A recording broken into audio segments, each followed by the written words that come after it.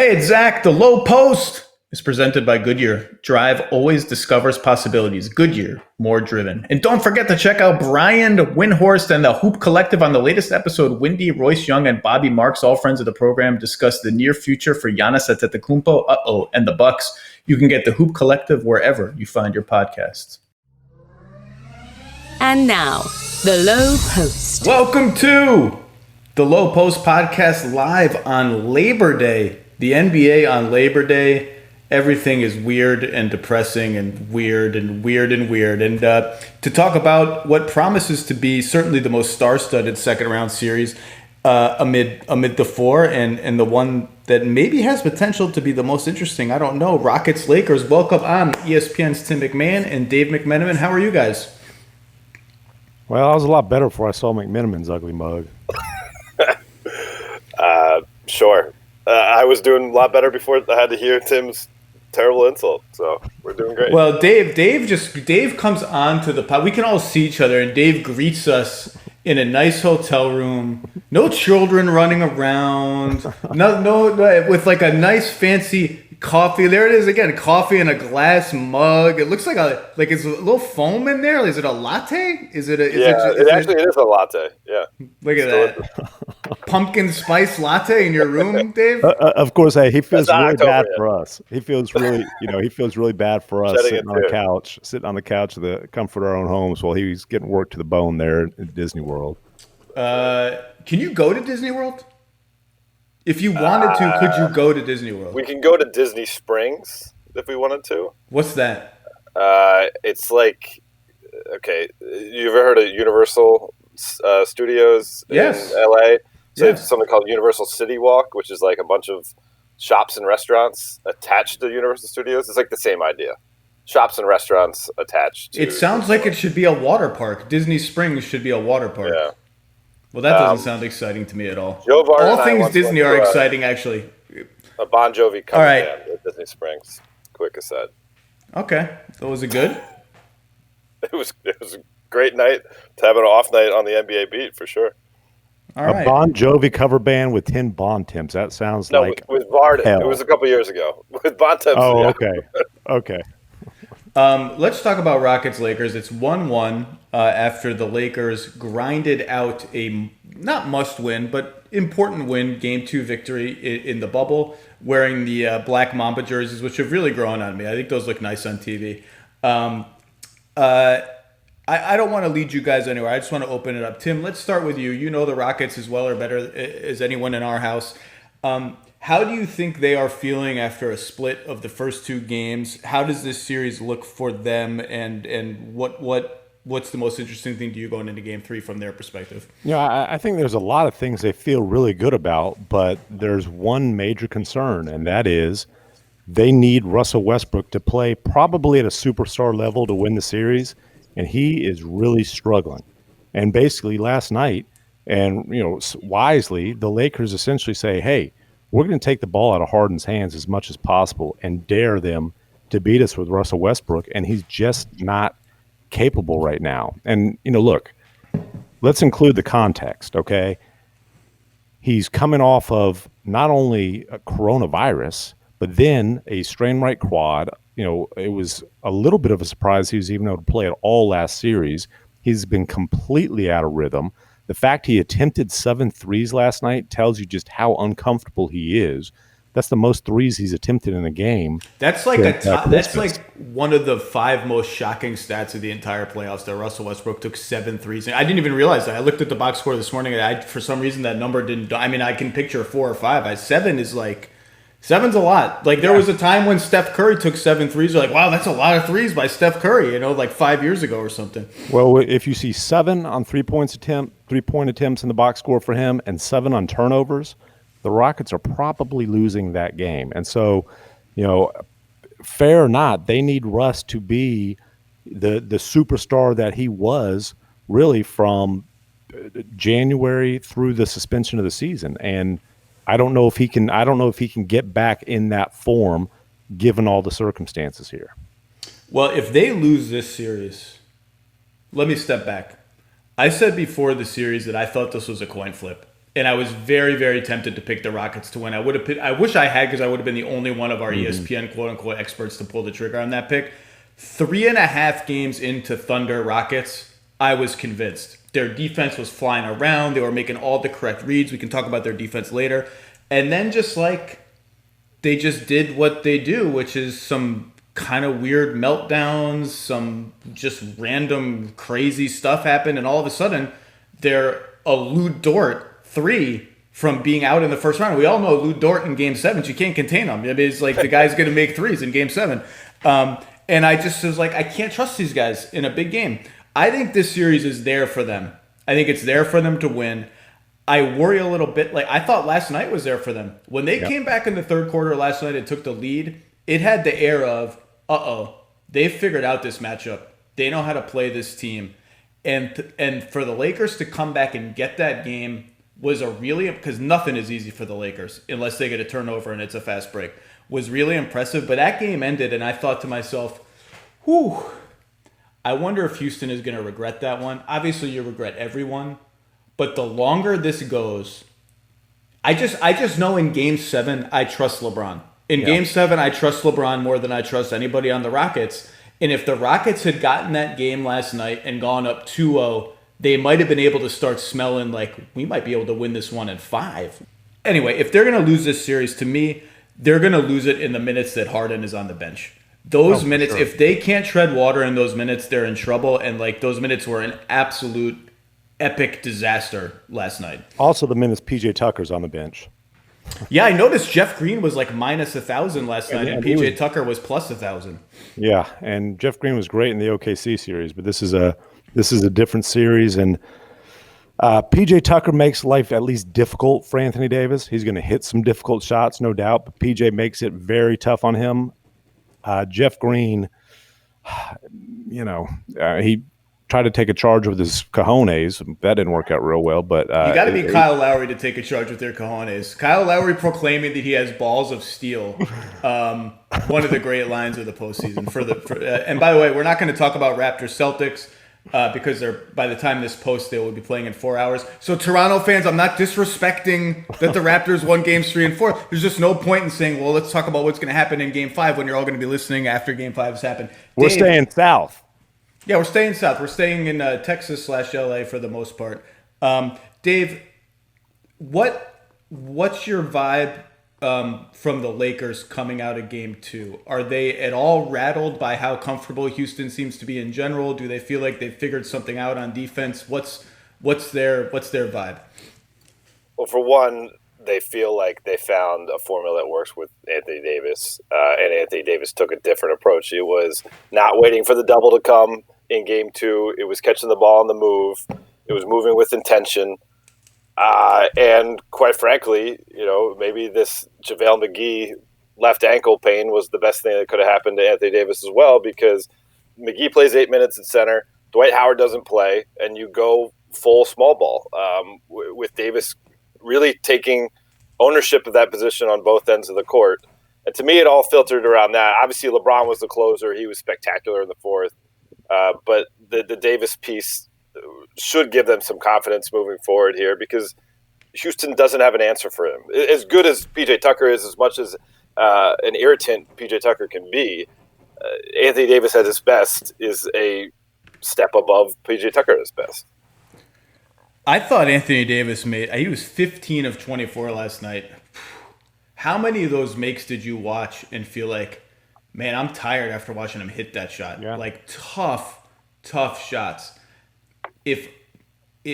I think to your point, I think the Lakers, everyone joked, not everyone, but there was a lot of snark when Avery Bradley got hurt, when Avery Bradley decided he wasn't coming to the bubble, rather.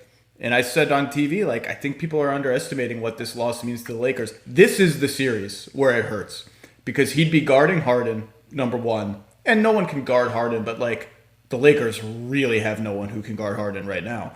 Rondo did all right. That poke away steal. Don't forget that poke. Remember that poke away steal when they were kind of wheezing and he just did the pickpocket in the backcourt and got it. That was that felt important when it happened. Yeah. I just think the Lakers are going to have to play, to your point, their best shooting lineups almost the entirety of these games to have a chance to win, because they cannot isolate LeBron and Anthony Davis on the wing. If there's even if there's a center on the floor and bad shooters or too many so-so shooters, it's just too easy to help and recover. You see the difference when they clear the floor. LeBron has Daniel House up top, and he's just like, I can bully this guy all the way to the rim. The help isn't going to arrive in time. And Bradley is, without him, he's a decent 3-point shooter. He cuts really well off LeBron, which is really important. Shoots the corner three pretty well. Without him, even some of their small ball lineups, like Caruso and Kuzma combined this season, are 31% from three. Like, they're just not good shooters. Like, the math right now says these guys are not good shooters. So they're A lineups, the lineups that are supposedly optimizing their shooting. A lot of them are still kind of light on shooting. I think Houston can fare okay against those lineups, but I also think they're the Lakers' only hope. Dave, do you think even if JaVale is healthy, they're benching him next game?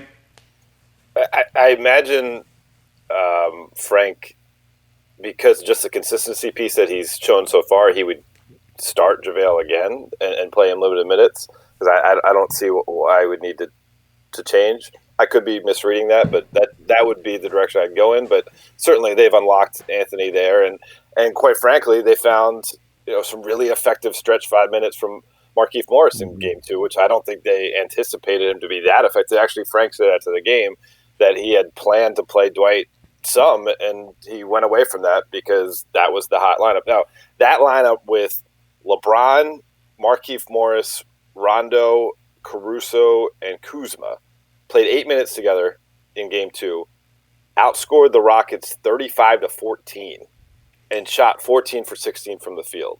And of those 14 shots, they had 10 assists.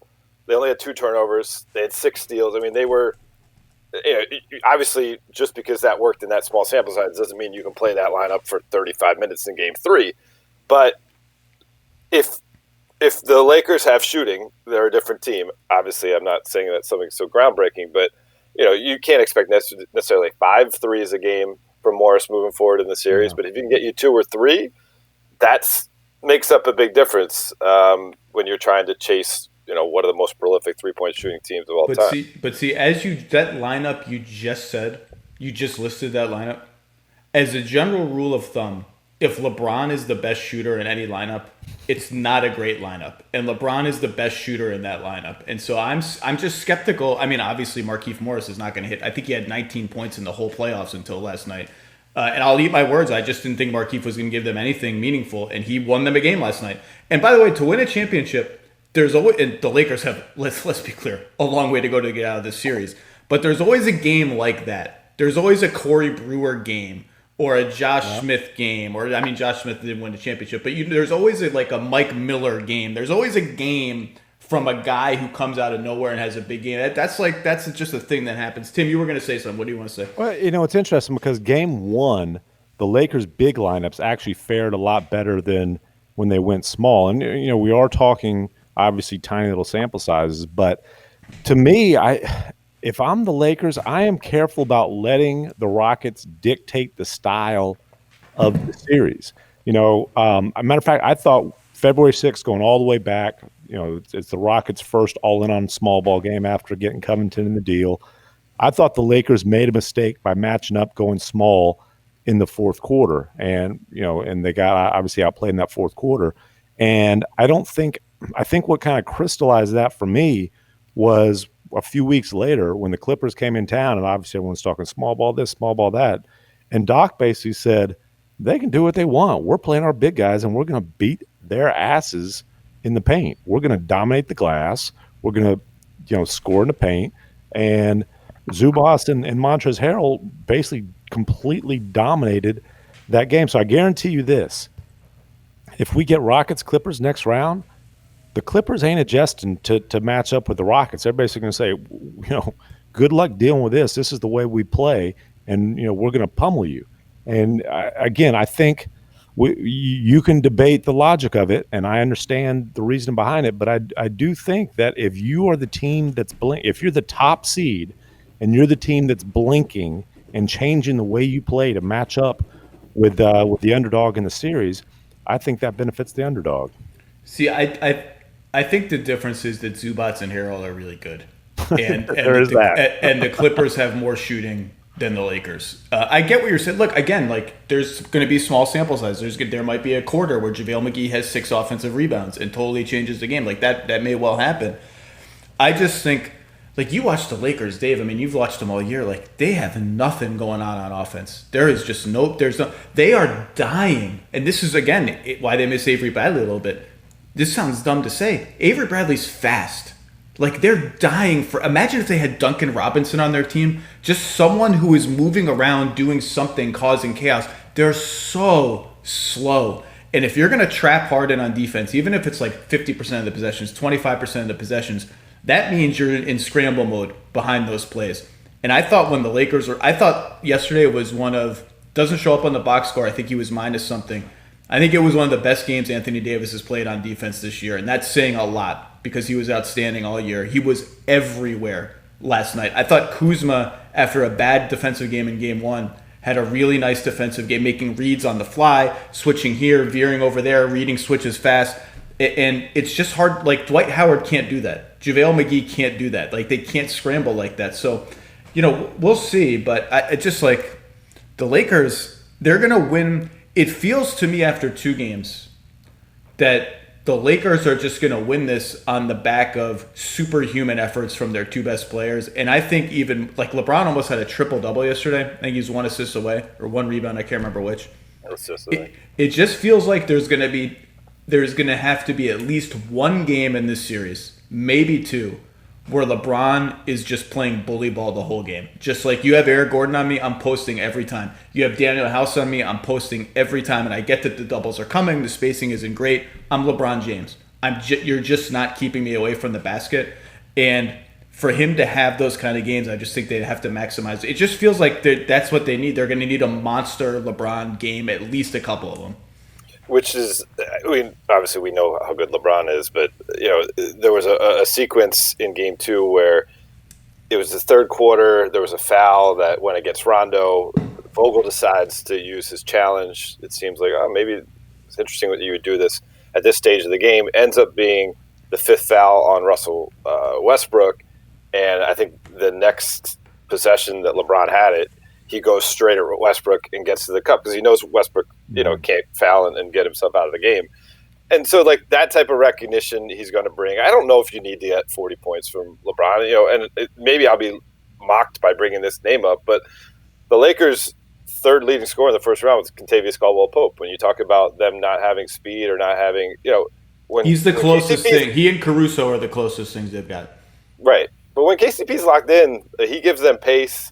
He's a guy who can shoot out in transition and take a outlet pass or just even, suck the defense in by sprinting to the corner and giving that space that LeBron uses so well in the open court. And so, I don't think they have the perfect personnel. I think I picked them in 7 over the Rockets. I think it would be a struggle. I think a Clippers series, if that happens, would be a struggle as well. But this is not going to be in like the analytics numbers, but they have that belief. They have belief, and that matters. 2 lineups I like that are going to be big for them. Last night they played it a lot. KCP, Green, LeBron, Kuzma, Davis. I think gun to his head, Frank thinks that's their best lineup. That lineup is minus 18 so far in the playoffs, which is a tiny sample size. It doesn't mean anything. It was plus 25 in 43 minutes in the regular season. That's kind of the model of the lineup that they have left. The other one that I'm surprised we haven't seen, frankly, Caruso, KCP, Danny Green, LeBron Davis. That's only played 5 minutes the whole playoffs, plus 11 in 5 minutes. It was very good in very limited minutes in the regular season. I just think Caruso just helps their team. Like when Caruso's on the floor, they play well. He helps their team. Like he only played 14 minutes or 16 minutes in game 1. That was not enough. He had like 6. That's true. He had 5 fouls. He had 16 points or something. That lineup, I think, is going to have to appear here and there at some point for them to win. And obviously, Rondo emerging complicates that. And I thought Rondo, he's a very polarizing player, but he was helpful last night. But I just, through 2 games, Houston should feel pretty good. I think Houston The Lakers are like, our formula is our stars have to have unbelievable games, and Houston's formula is we're going to swing the ball and get a lot of open shots. Yeah, but at some point, Russell Westbrook does have to play at a star level for sure. And we also, I think, have evidence that the deeper a series goes, the less of a star that James Harden is. So, those concerning. And we're back to a Mike D'Antoni playoff rotation as well, and it'll be interesting to see if that gets shortened even further. Do Jeff Green's minutes get cut? If PJ Tucker's not in foul trouble, the answer there is yeah, they at least get trimmed a little bit. But Austin Rivers played 7 minutes. McLemore is barely playing at all. A few minutes last night, and so it's about a 7.2 man rotation right now. Well, let's just say it out loud. The Rockets have been at their best with Harden as the only star on the floor this year, and at their worst with Russ as the only star on the floor this year.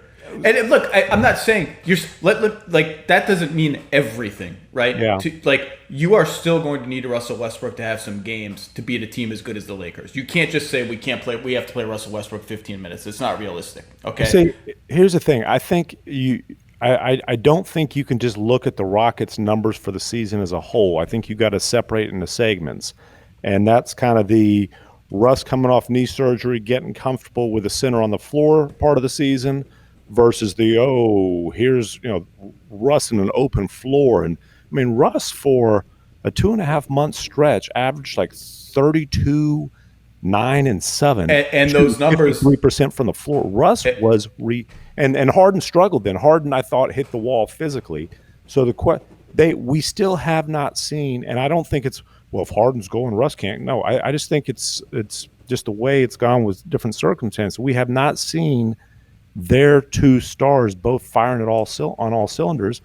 And unfortunately, I think it's going to be very unlikely that we do see that, just because Russ is not healthy and he's so far out of rhythm right now. Well, you're right, and you hit it on the head. Those numbers the on-off numbers I talked about started trending a much better direction after like Christmas or something. Like the Russ only numbers were positive after Christmas. They're back to being negative, and if he's gonna have games like he did yesterday in Game 2, and they're going to double James a lot. When they have so much shooting around James, it really gets harder to double him, and it's a little easier when Russ is on the floor, unless he's going to be the crazy rampaging, drive and kick and spray and all that. Yeah. And I think they could have gotten away playing him less last night. Like the odd man out in crunch time continues to be Daniel House, and I actually think I'm kind of fallen in a little bit of love with Daniel House in the playoffs. That dude is just good. He helps their team. He's good on both ends. He's a willing shooter. He competes like all hell. And I thought like Game 6 against the Thunder, when Eric Gordon was still in whatever haze that he was in, that he's now broken out of, I thought House should have played over him in crunch time. I thought House should have played over Russ last night in crunch time. Right, and I'm willing to bet that the thought crossed D'Antoni's mind, and we also all understand there is no chance in hell D'Antoni will actually do that, or realistically can do that. And it's funny, Mac 10, when you were mentioning, Russ couldn't pick up his sixth foul. I don't know that some folks of the Rockets would have necessarily minded if he picked up that sixth foul early in the fourth quarter there. Russ sat for a stretch of like a few minutes in the fourth quarter, and I was thinking, boy, I mean, maybe D'Antoni's got the cojones to do this. I mean, I guess technically his contract expired. He might as well. But obviously, if he benches Russ during crunch time, it's just all kinds of ridiculous controversy. It is, but at some point you got to win. You got to try to win. Like sometimes you got to make an uncomfortable decision to win. And look, again, it's Russ. These are human decisions that are going to have huge ripple effects in your locker room. And it's much easier for us to say it than otherwise. Goodyear believes that movement drives us forward, that every mile traveled brings us one step closer to our goals. But Goodyear also believes in the importance of a rest stop, taking a breather to pause and reflect on the road ahead. Sometimes that's all we need to keep going. A moment to compose ourselves before we start moving forward again. So as you get ready to start moving again, Goodyear's here to help. Visit Goodyear.com to learn more. Goodyear, more driven. Dave, what did you think of the defense they played on Harden last night? Clearly they came out and they decided we're going to mix it up. We're going to play a little zone. We're going to trap him, but a lot of times we're going to trap him with like 10 on the shot clock or 8 on the shot clock, and we're going to have to scramble behind that. What did you think of it? Is it sustainable, or are the Rockets, remember, Harden's been dealing with this since November. Like, the Nuggets hard trapped him for an entire game. The whole league copied it. Houston was confident they were going to be able to figure it out. They had enough shooting to figure it out. Is this sustainable, or are they just playing with fire and PJ Tucker corner threes? I mean, you got to give them credit. He goes from 36 to whatever 27 in game 2. But to me, the number that's concerning, he gets 13 foul shot attempts, and you still don't have someone who can just stay in front of him. As rugged and as determined as Caruso plays, he can't do it. LeBron's actually done it more possessions than I anticipated him to do through the first 2 games, but he's not going to do it consistently. Rondo was picking him up, at 65 feet or whatever in the backcourt, and I'm sure that has some cumulative effect of wear and tear. But no, Harden's still a problem for them. To me, what really concerns me though is Ty Lue, when I covered him in Cleveland, used to use this term.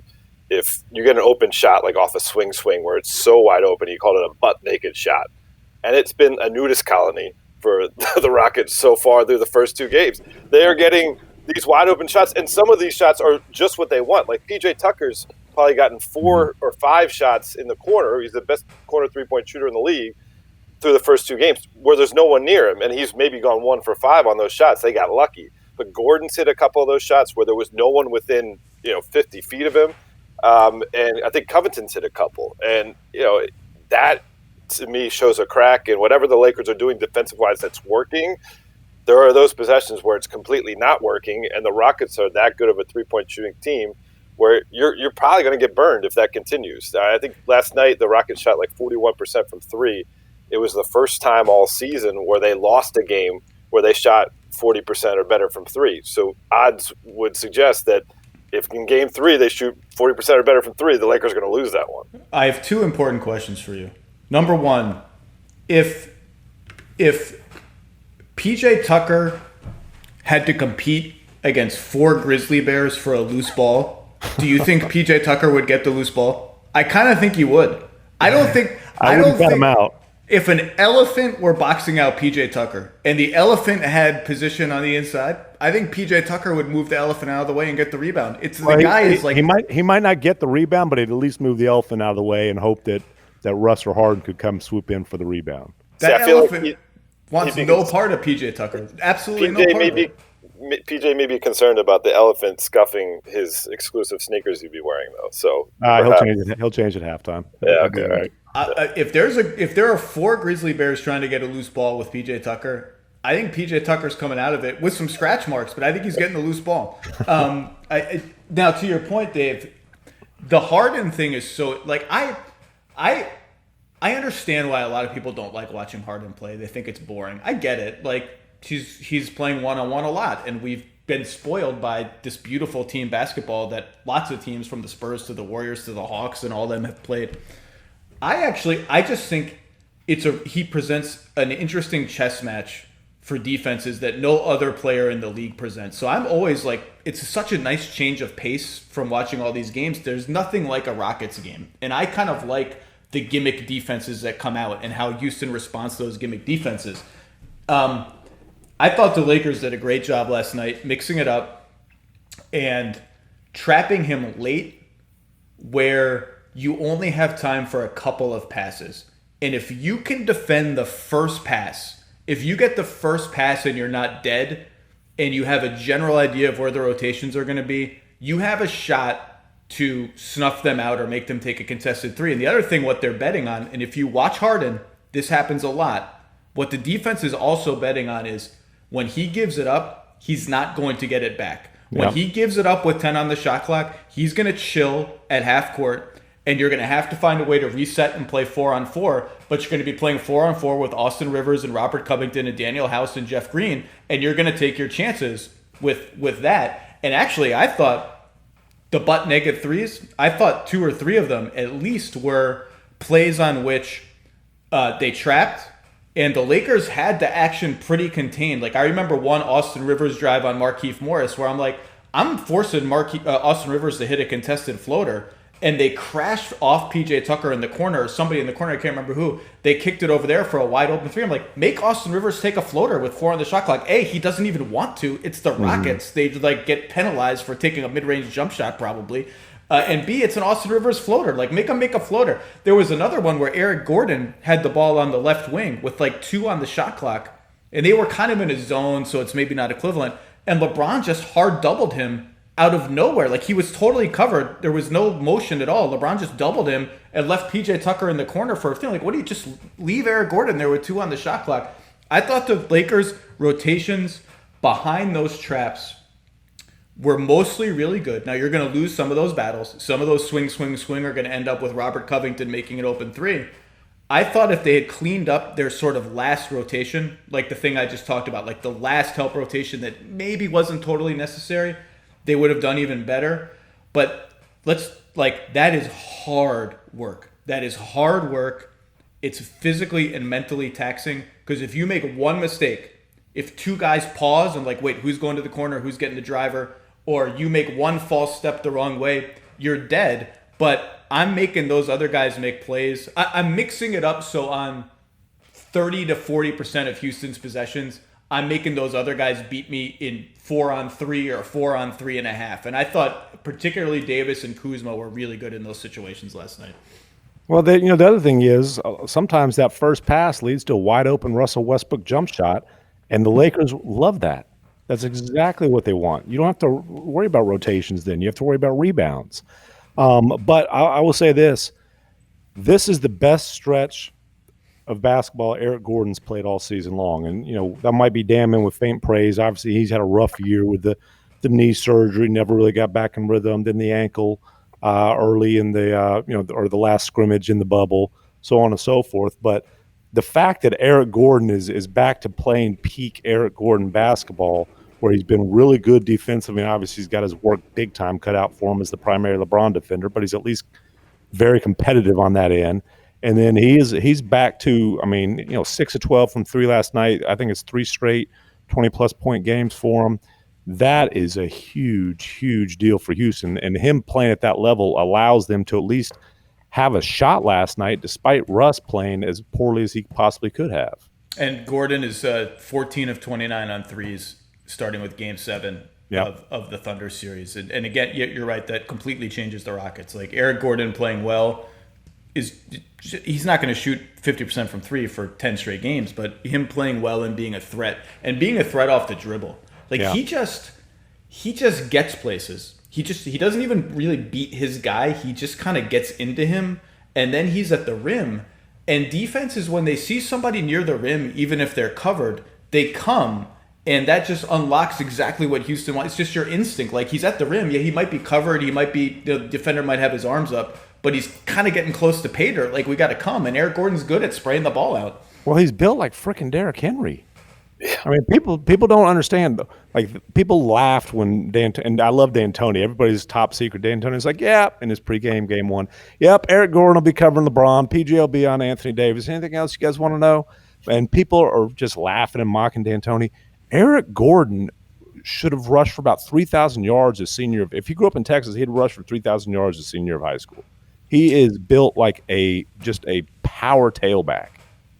I do like that Mike D'Antoni understands that there are no secrets. Like, some coaches, when I text them after a game, not head coaches, not necessarily, but like when I'm texting coaches after a game, like, hey, I saw this cut or this thing or whatever, they're like, oh, please don't tweet about that. Please don't write that. I'm like, do you think the other team is like if I'm a dumbass on a laptop can see it, like, the other team figured it out. I'm just like, and Mike D'Antoni's like, yeah, here's our assignments, here's what we're going to do. I even like the way he answered the Russ question last night. Like, we're going to let him play through it. It's Russell Westbrook. Like, he does imbue his players with a certain he gives them an allotment of failure, but active failure. Like, passive failure, not shooting when you're open, not driving when you should, that will get on his nerves. Active failure, he will just be like, Ben McLemore, keep shooting. Like, if you don't shoot, you're not going to play, but shoot. And I think that really, players have talked about it for a long time. Like, he's not on them for mistakes of activity, and I think that gives them a certain freedom and looseness that they can play with. But yeah, Gordon, speaking of defense, I wrote this when I wrote, and I've written it about Houston quite a bit over the years, but it's more apt now. But it was in my Dort column, Dort versus Harden column last week. Part of Houston's, when they're locked in, and I noticed this in the Thunder series more than ever before, we say they switch everything, and they switch a lot of stuff, but when their defense is really locked in is when they understand when they should not switch. And sometimes that's based on who the players involved are. Like Eric Gordon is not trying to switch off LeBron if that means that Russ is going to be on LeBron, depending on who's screening and cutting and this and that. And he didn't switch off Chris Paul certainly down the stretch of Game 7. And the Lakers have dabbled, and I mean dabbled in like the most tepid way possible, with some like motion-based actions that are designed specifically to beat switches. Like if you go with like 8:45 left in the first quarter of, I think, Game 1, Anthony Davis off the ball went to set a screen for one of their shooters on the wing and then slipped out of the screen and got a layup. That kind of play is A, the Lakers should be doing stuff like that way more. B, that's designed to beat a switch. Like if you're going to switch, I'm slipping out before you get that switch done, and I have inside water on you, I'm going to score. And the Rockets, for the most part, have seen that stuff coming and not switch. So it's paradoxical to say, but part of a good switching defense is understand when and how not to switch. And the Rockets have been like on point doing that. And if that continues, like this team doesn't just have a chance to beat the Lakers, they have a chance to win the championship.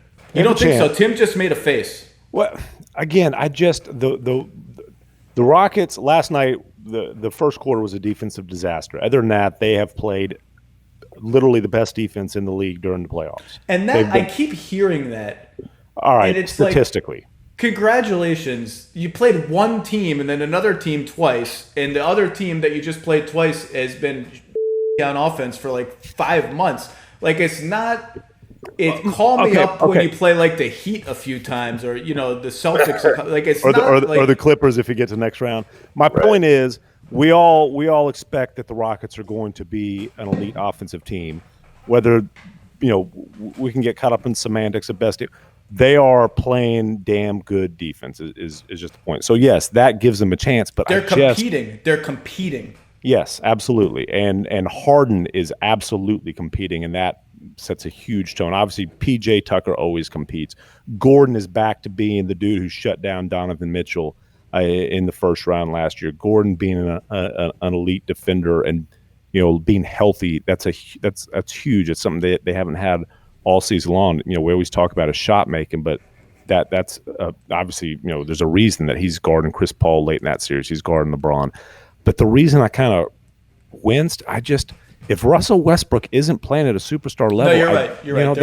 I just get back to, I keep on saying that, but if Russ is shooting sub 40% and, throwing the ball, smacking virtual fans in the faces or even worse, those you can live with you can live with those turnovers. What you can't live with is when he goes in there and it's all crazy and he gets his pocket picked and, he's got his arms up because he doesn't like the call. And, next thing you know, he's 70 feet away while LeBron's dunking the ball. I'm glad you said that, because a lot of my Houston optimism, I'm just sort of assuming that guy is coming back soon. And if that guy doesn't come back, if peak Russ or 85% of peak Russ doesn't come back, then it's somewhat null and void. But you're right. They lost the game last night on missed shots at the rim and turnovers in the paint. Live ball turnovers are going to kill the Rockets because the Lakers know that they're struggling in the half court. And if you give them just the faintest whiff of a 5-on-4, you miss a layup and you stumble just a little bit and you're the last one back, they are running and they got a bunch of free points off that in the first quarter, especially. And with the Rockets, it's you miss a layup and you're bitching about a call. And they're not unique to that, but they are probably the bitchiest team in the league, maybe. Who, Houston? Yes. Well, Russ did that in Game 1. He whined to the refs, and the Lakers made him pay with the fast break basket at some point. The Lakers rank high on that power ranking also. Most teams are pretty. The Mavericks with Luka are up there pretty high too. That's why I said probably. Then I toned it down to a maybe.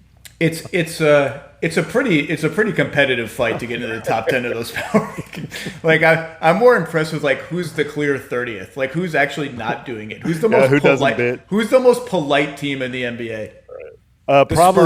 Probably a team that we don't watch a whole lot because they didn't Spurs. Make the playoffs. It's got to be the Spurs. Memphis. Who's the tankiest team this year? That's probably the one. So obviously Russell never lacks for confidence, but I just think it's like such a random wrinkle to these first two games where LeBron completely demoralized him with 3 blocks in the first 2 games. Like just completely. And dunking on his head. And he dunked on his head. But I mean, that's just, sometimes it breaks that way. But I don't know if LeBron's trying to hunt him down or not. But very rude dunk in that first game. It was very rude. With surprisingly great rates, State Farm is the real deal in car and home insurance. State Farm agents are ready to help with personalized service so you can customize your insurance. All of this is backed up by award-winning, easy-use technology. You can manage your coverage, pay your bill, and file a claim with the State Farm mobile app. It's a great price with even greater service. So when you want the real deal, like a good neighbor, State Farm is there. Shell knows that between every tee up, layup, and batter up that you can't wait to catch up with your favorite podcast. So come to Shell and get 3 things done at once. First, fill up with Shell V-Power Nitro Plus to help keep your engine running like new. Then save up with the Fuel Rewards program and never, ever pay full price for gas again. And finally, snack up with in-store rewards to save even more at the pump. Okay, time to wrap it up. Make the most of the stop you need to make with Shell in engines that continuously use Shell V-Power Nitro Plus Premium Gasoline. See full terms and conditions at fuelrewards.com. So let's talk about some ways where, like, how can the Lakers loosen up their half-court offense a little bit? Like, we talked only in broad terms about, like, stop playing your centers and play shooting more.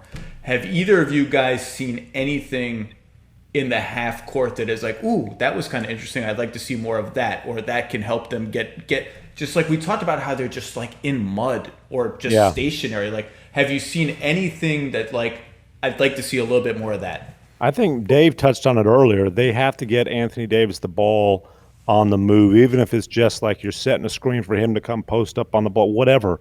But just AD, you go post up against PJ Tucker, who is going to be bearing his forearm in the small of your back and pushing you all over the place. Like, that ain't it. He's got to get the ball on the move. I actually think Anthony Davis has looked really good bringing the ball up and running pick and roll as the ball handler. You see it 3 or 4 times a game, and it just gets him going downhill. And he's gotten, like, straight up graceful as a ball handler. Like, even if there's a little traffic and a little bump, like, he's one step finger roll at the rim. And I think mixing it up like that, even if it's just random, even if it's just a grab and go, I just think he's looked very comfortable. Very comfortable in that. Dave, you were going to say something. What else have you seen?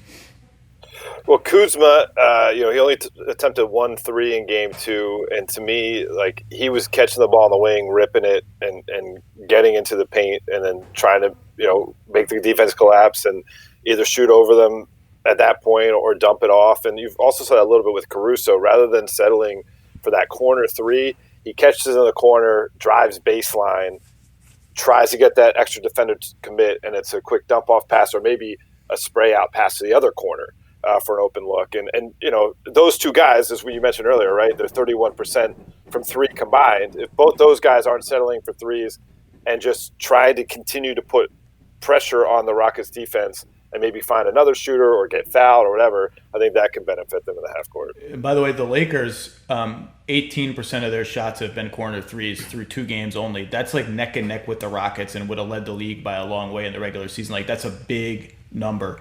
I'm not sure it would have led the league in the regular season, but it's neck and neck with the Rockets for this playoffs, and it's a big number. They're hunting that shot. I also just think there are ways to get, particularly if you get better spacing, I just like LeBron can attack these guys from the top and from the post. So against Portland, they were doing this thing. You would see it a few times a game where on both sides of the court, they would run like a floppy, like a pin down action for a shooter, and LeBron would have the ball up top. So all 4 of the defenders on the wing are semi-occupied dealing with stuff on their side of the floor. And LeBron just goes. Like, it's just a decoy for LeBron to isolate. And if you get him in the right matchup, like, they hunted Robert Covington a little bit one-on-one, and you saw the Thunder just destroyed Robert Covington one-on-one.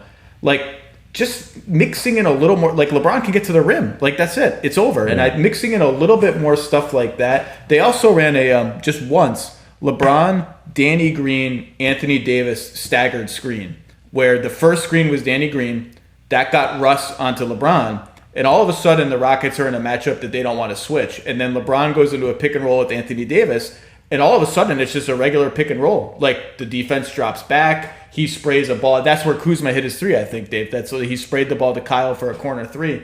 Just mixing it up a little bit like that, I think there are little ways that they can poke at the Rockets. And you mentioned Covington. Covington is a guy that you can hunt, and people might, what are you talking about? One of the main reasons the Rockets got him is because of his defense. He is an elite help defender. He is not a one-on-one shutdown guy. And so the Rockets definitely, there's a reason that the Rockets didn't put him on LeBron. Is he, he's not a guy who you say, hey, you're our stopper. He's a guy who, you want coming over to help the stopper. He's their best rim protector. His steals usually come in help situations.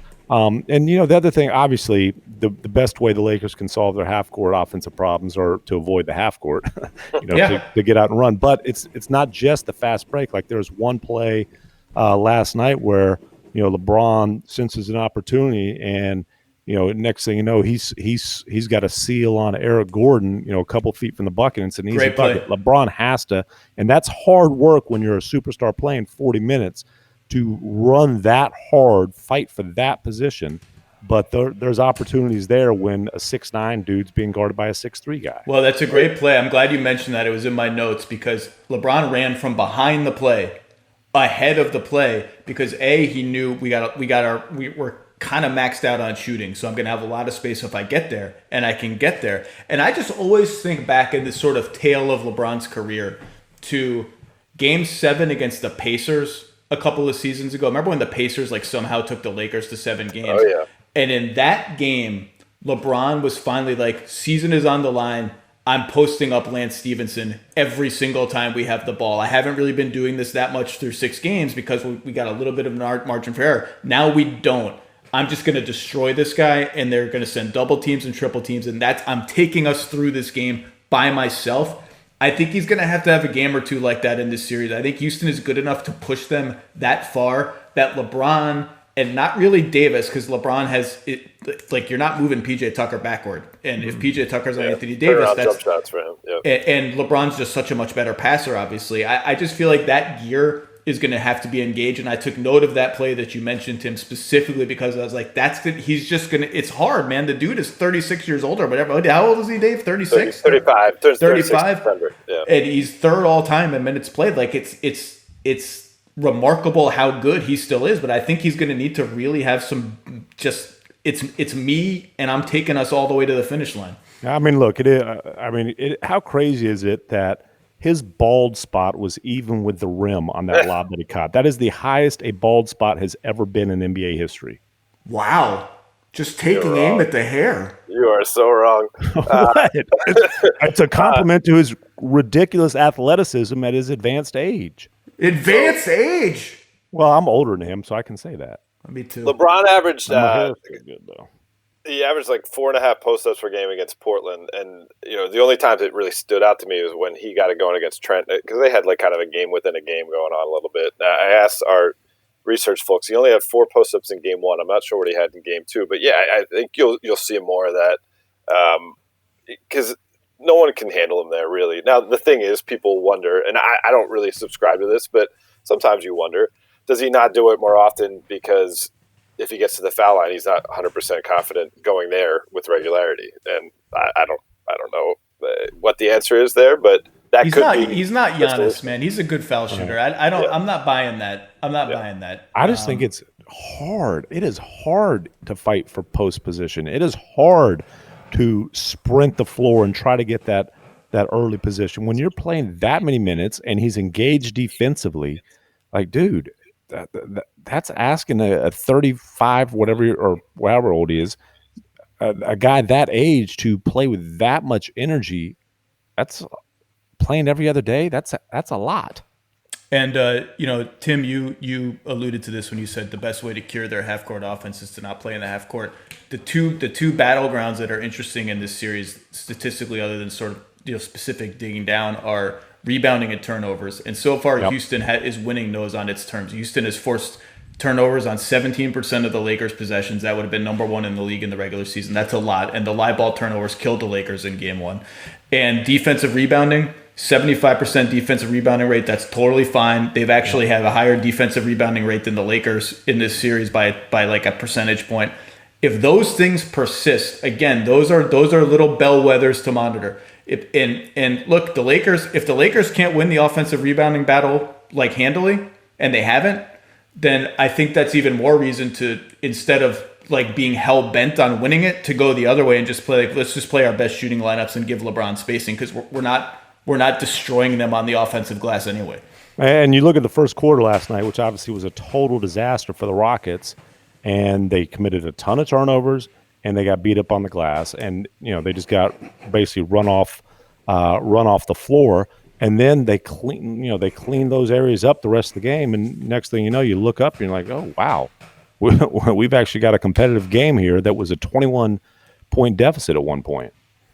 The one last thing when we talk about, obviously how they defend Harden is going to be the most fun thing to watch in the whole series. And I mentioned that I thought that Kuzma and AD were really on point rotating behind the ball. Yeah. The corner threes are a huge battleground in this series. So if listeners want to do this, if you look at just within 3 minutes left in the first quarter of game 2, Kuzma made a rotation that they're going to have to make a lot, and he nailed it over and over again. They trapped Harden, so they're zoning up behind the play. It's 3 defenders against 4 offensive players. Kuzma is on the left sideline, between Austin Rivers on the wing and I think Tucker on the corner. Or no, House on the corner. Harden passes to Rivers, or someone passes to Rivers. Kuzma stunts at Rivers, so he can't shoot a three. It's like, I've taken away a three. Rivers blows by him. Kuzma in that moment has a decision to make. Do I chase him? Where am I rotating if I'm not chasing him? You watch that play. He does an immediate U-turn to the corner because he knows, A, someone is going to pick Austin Rivers up in the paint. I don't know who it is, but someone's going to be there. And B, Daniel House is over here. I can't forget about him. I have to be there. That U-turn, Davis made it a bunch of times on point. Kuzma made it a bunch of times. Like that, that's the kind of thing, like it's just hard to keep track of everything, even though these guys are the best in the world at it. Like those little things, if they're going to play defense that way, and I think like you can't give James Harden a steady diet of anything. He's too good. He's too smart. He's too smart. You can't trap him every time. Yeah. Yeah, people, I get, like you said earlier, I get not appreciating watching Harden, but the guy, talk to any coach who has had a game plan for him, and one of the first things, if they're not bitching about him getting the line, one of the first things they will mention is just how smart he is and how you might be able to fool him with something maybe one time, but if you give him the same thing, he's just going to pick you apart. And he is an elite passer and a brilliant passer in the sense that he makes the right pass every single time. Yeah, he's a really good passer. And then Jeff Van Gundy mentioned it, I think, on the broadcast last night, that he's an underrated passer. I think that's actually still true. For a guy who won an assist title, but people, it's like when Giannis made the joke, I want somebody who passes. Like, the dude's won an assist title. Yeah, it hasn't gone well for Giannis in the playoffs. Anyway, go ahead, Dave. We may not want to go too far down this road, but Kuzma does deserve some credit for his defensive development and commitment in this postseason. In the first round, he held Portland offensive players to 35% shooting when he guarded them, which was like 10% better than they did in the regular season. And last night, one of the more notable plays that we remember, Caruso finding LeBron for an alley-oop on the break, which was great, but that was started by Kuzma, getting his body in front of Russell Westbrook and poking it away, and they ignited the break and beating Russell Westbrook to the spot. And I don't know. So I've been impressed by he's adding little wrinkles to his game. He's not the third option. It's not a big three. He's kind of out of his depth if you're trying to make him that guy. But he gives them a mixed bag, and he has the will to try to make this thing work. So it's he's the guy still figuring out who he is on this team. Well, pretty much everybody else knows who they are on that team. And so he's a fascinating watch. I totally agree. I wrote about it after the first round. All that's missing from Kyle Kuzma being the ideal version of him for this team is making threes, because he's defended hard. He's moved the ball. He defended C.J. McCollum okay for parts of that first round series, which is like, that's not easy, man. P.J. McCollum, it's like trying to catch a fish with your bare hands, man. That guy is P.J. Tucker could do it. So P.J. Tucker could catch a fish with one hand. He doesn't even need the second. He just hand. catches him with his teeth. Maybe I should just devote the next 2 weeks to just imaginary, like PJ Tucker versus animals fan fiction. Maybe that just should be the whole podcast. Bring on animal experts and be. Sure, yeah. Is Dr. Jack Hanna still alive? Young people don't even know who Dr. Jack Hanna is. Bring him on. Dr. Jack, here's an hour of film on PJ Tucker. Okay, PJ Tucker versus a cheetah. How does this go down? The cheetah obviously have a speed advantage. Okay. Well, the cheetah would have the advantage in transition, but half court, I'm taking PJ. I just think there's a lot to plumb here. Okay, you guys have a lot of work to do. Dave, how's Orlando? It's very basic living. I spend time from about 2 a.m. to 10 a.m. sleeping. Maybe if I'm feeling ambitious, walk the golf course a couple times, and then I go to the gym from like 2 till 2. I have to we saw your coffee mug. It ain't that basic living. Do you wake up? Did you take a shower? You look put together and do you just wake up with this McMenamin hair all very nicely done? And I got a haircut down here, which was nice. The one thing we have to remember, we have to go get tested. So like this morning, I got up earlier than I normally would have, because twice a week we get tested in the yellow zone. So do you get text alerts like, hey, 30 minutes, be here, or you just got to remember? Just got to remember. And so, like, I think it was in the seeding round where DeAndre Ayton missed the test. And I think, like, some people on Twitter were like, oh, it's very understandable. Like, it's not like a natural instinct, like brushing your teeth. Like, you just got to remember to go get tested. And there's times, like in our zone, you got to get it done by a certain time. I think in green, you can go, within a 24-hour period. Doesn't it seem... Time has obviously lost all meaning at this point, but doesn't it seem like 6 months ago that the Suns went 8-0? Like the Suns, it was unbelievable. It happened. It was the biggest story in the NBA. The playoffs start, and you're so dialed in on the playoffs and the storylines. Like, I just like the Suns. Remember the Suns? Like, that was cool. It just feels like it happened 6 months ago. Yeah, and Dame scoring 61 and 50 and this, that, and the other. Like, yes, it does seem like forever ago. All right, Tim and Dave, do some animal research, and maybe we'll reconvene for a PJ Tucker-themed podcast next week. Continue the great work, guys, and this is going to be a fun series. I hope it goes a long way. Appreciate it, fellas.